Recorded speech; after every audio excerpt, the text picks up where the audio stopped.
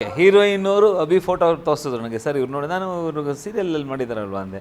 ಹೌದು ಸರ್, ನಾನು ಮನೇಲಿ ಸೀರಿಯಲ್ ಫಾಲೋ ಮಾಡಲ್ಲ, ನನ್ನ ವೈಫ್ ಸೀರಿಯಲ್ ಫಾಲೋ ಮಾಡ್ತಾರೆ. ಅವ್ರು ಹೇಳಿದ್ರು, ನೋಡಿ ವಿಕ್ಕಿ ಕ್ಯಾರೆಕ್ಟ್ರು ನನಗೆ ಗೊತ್ತು, ನನ್ನ ವೈಫ್ ಹೇಳಿದ್ರು. ಸರಿ ಆಯಿತು, ಅವ್ರಿಗೆ ಹೇಳಿದೆ ಸಲ ಮೀಟ್ ಮಾಡೋಣ ಅಂತ. ಸೊ ಐ ಮೀಟ್ ಹಿಮ್ ನನ್ನ ಹೋಟ್ಲ್ ಇಲ್ಲೇ ಉತ್ರಳ್ಳಿಲಿ. So I like this attitude and more than that ಆ ಪಾತ್ರಕ್ಕೆ ಅವರು ಆಪ್ಟ್ ಆಗ್ತಾರೆ ಅನ್ನೋದು ನನಗೆ ಇಮಿಡಿಯೇಟಾಗಿ ಬಂತು. ನಾನು ಇನ್ನು ಜಾಸ್ತಿ ಆ್ಯಕ್ಟಿಂಗ್ ಬಗ್ಗೆ ಏನು ನಾನು ಕೇಳೋಕ್ಕೆ ಹೋಗಲಿಲ್ಲ, ಯಾಕಂದ್ರೆ ಆಲ್ರೆಡಿ ರನ್ನಿಂಗಲ್ಲಿ ಇರ್ತಾರಲ್ಲ, ಅಷ್ಟಿದ್ರೆ ನಾವು ಮಾಡಿಸ್ಬೋದು ಅನ್ನೋದು ಕಾನ್ಫಿಡೆನ್ಸ್ ಇತ್ತು. Then immediately I told yes ಮಾಡಿ. ನಾನು ಯಾವುದೇ ಥರ ನೋಡೋಣ ಮಾಡೋಣ, ಇಂಡಸ್ಟ್ರಿಲಿ ನಾರ್ಮಲ್ ಆಗಿ ಒಂದು ಪ್ರಾಕ್ಟೀಸ್ ಇದೆ, ನಾಳೆ ಹೇಳ್ತೀನಿ, ಪ್ರೊಡ್ಯೂಸರ್ ಕೇಳಿಲ್ಲ ಅದೆಲ್ಲ ಹೇಳ್ತಾರೆ. ನಾನು ಎಲ್ಲ ಸ್ಟ್ರೈಟಾಗಿ ಹೇಳಿದೆ, ಸರ್ ನಾನು ಯುವರ್ ಆನ್ ಪಿಕ್ಚರ್ ಬೋರ್ಡಲ್ಲಿ ಇದ್ದೀರಾ, ನೀವು ವಿಲ್ ಸ್ಟಾರ್ಟ್ ವೆರಿ ಕ್ಲಿಯರ್.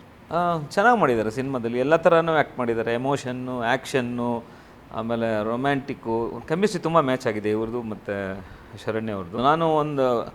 ನಾನು ನನ್ನ ಈ ನಗುವಿನ ಹೂಗಳ ಮೇಲೆ ಸಿನಿಮಾಗೆ ಒಂದು ಇನ್ಸ್ಪಿರೇಷನ್ ಸಿನಿಮಾ ಅಂದರೆ ಡಾಕ್ಟರ್ ರಾಜ್ಕುಮಾರ್ ಅವರ ಸಾಕ್ಷಾತ್ಕಾರ ಪಿಕ್ಚರ್.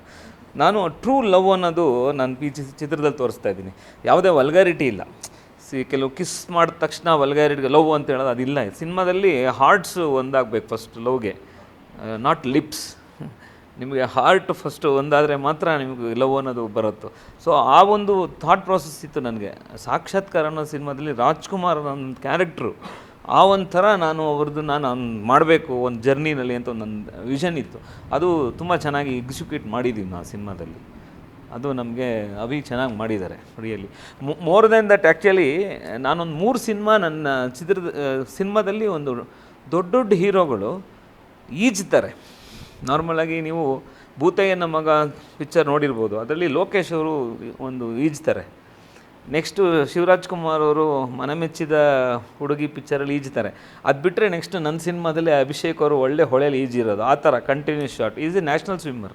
ಜಂಪ್ ಮಾಡ್ತೀನಿ ಸರ್ ಬ್ರಿಡ್ಜಿಂದ ಅಂದರು. ಸರ್ ಅದು ಬೇಡ, ಅದು ಮಾಡೋಕ್ಕೆ ಹೋಗ್ಬಿಡಿ ಸರ್, ನೀವು ಈಜಿ ಸಾಕು, ನನಗೆ ಈಜೇ ದೊಡ್ಡ ಸ್ಕಿಲ್ ನೀವು ಮಾಡ್ತಾರೋ, ತುಂಬ ಚೆನ್ನಾಗಿ ಸ್ವಿಮ್ ಮಾಡೋದು ಅದು.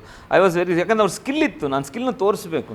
ಅವ್ರು ಆಮೇಲೆ ನನಗೆ ನ್ಯಾಷನಲ್ ಲೆವೆಲ್ ಕಾಂಪಿಟೇಟ್ ಮಾಡಿದ್ದೀನಿ ಅಂತ ಹೇಳಿದಾಗ ನನ್ನ ಇಂಟರ್ವ್ಯೂ ಟೈಮಲ್ಲಿ ಅದನ್ನು ಆ ಸ್ಕಿಲ್ನ ನಾನು ಉಪಯೋಗಿಸ್ಕೋಬೇಕಾಗಿತ್ತು. ತುಂಬ ಚೆನ್ನಾಗಿ ಅವರು ಸ್ವಿಮ್ ಮಾಡಿದ್ರು, ಉಪಯೋಗಿಸ್ಕೊಂಡೆ ನಾನು ಅದನ್ನು ಸಿನಿಮಾಗೆ.